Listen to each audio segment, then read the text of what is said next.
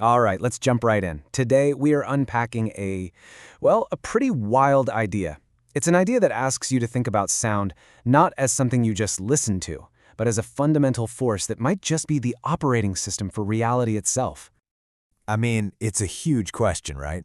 So let's just, for a moment, forget everything you think you know about sound being music, or noise, or just waves in the air. The theory we're digging into today suggests it's something way more powerful, a tool that could potentially interact with the very fabric of our world. And boom, there it is. That's the whole idea in a nutshell. And listen, that word, firmware, that's not just a poetic choice. It's an engineering term. It implies that reality has a base code, and that sound is the language you use to program it. Okay, so let's really break that down. In this first section, we're looking at this concept of sound as firmware, rethinking vibration not as a form of entertainment, but as a kind of infrastructure, as fundamental as the code running your computer. So the thinking goes something like this. Deep down, at the tiniest subatomic level, nothing is actually solid. Every single atom is constantly vibrating, humming with its own unique frequency. This theory basically takes that scientific fact and pushes it one step further, saying, hey, if everything is vibrating, then maybe reality itself is just one giant symphony of frequencies. So that's the big picture idea. But how do you go from a cool philosophical concept about humming atoms to something you can actually use? Well, this is where the specific technology of Sonic Quanta enters the picture. Whoa, okay. There's a lot packed into that sentence.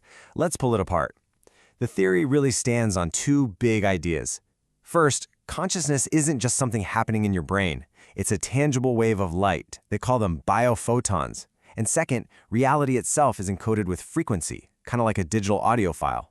Sonic Quanta Technology is proposed as the thing that connects the two.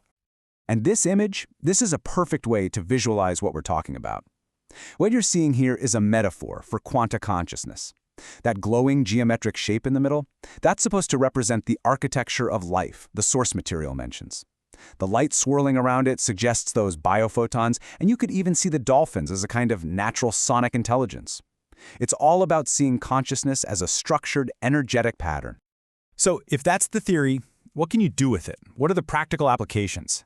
Well, that leads us to what's called the bioacoustic tech stack. Basically, a proposed toolkit for engineering our own biology and consciousness.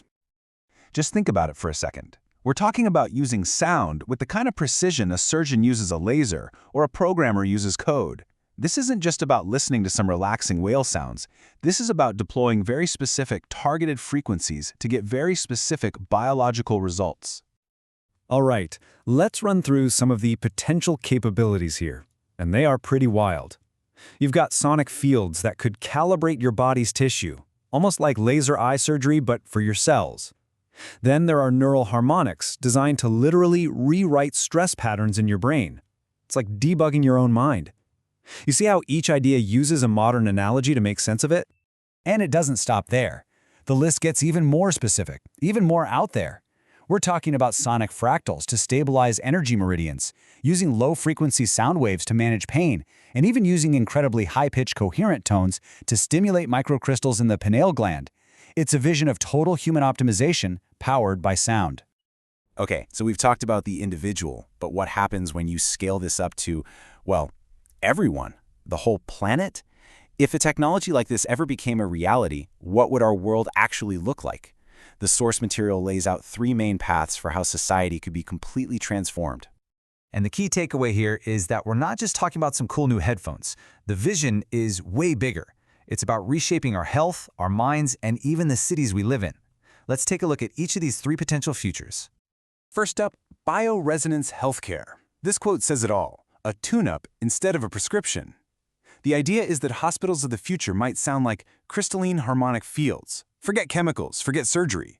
Instead, you'd get healing and regeneration through precisely tuned sound waves. It's a total shift from treating symptoms to recalibrating the whole system. All right, next up, consciousness engineering. This is where it gets really personal. Picture an AI-powered headset that could scan your personal energy field, find any disharmonic pockets, spots of stress or imbalance, and then play the exact tones needed to fix them. Things like deep meditation or creative flow could become states you could literally dial up on demand. And finally, we get to what is honestly the most mind-bending part of this whole thing: environmental resonant architecture. This is the idea that quantum acoustics could replace mechanical engineering. Buildings would be constructed and tuned like giant instruments, and entire cities could literally hum with a beneficial frequency, like 528 Hz.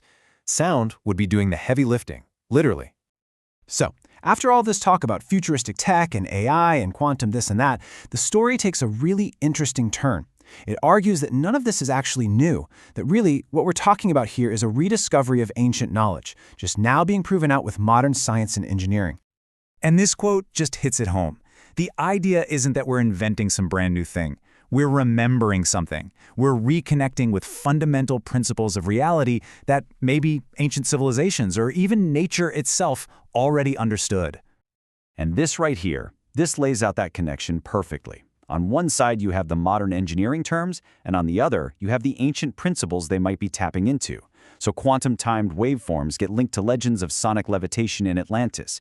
AI-driven headsets are compared to ancient Tibetan vibrational healing, and biophotonic resonance is mirrored in the way we now know plants communicate using ultrasonic signals. It's a fascinating way to frame it.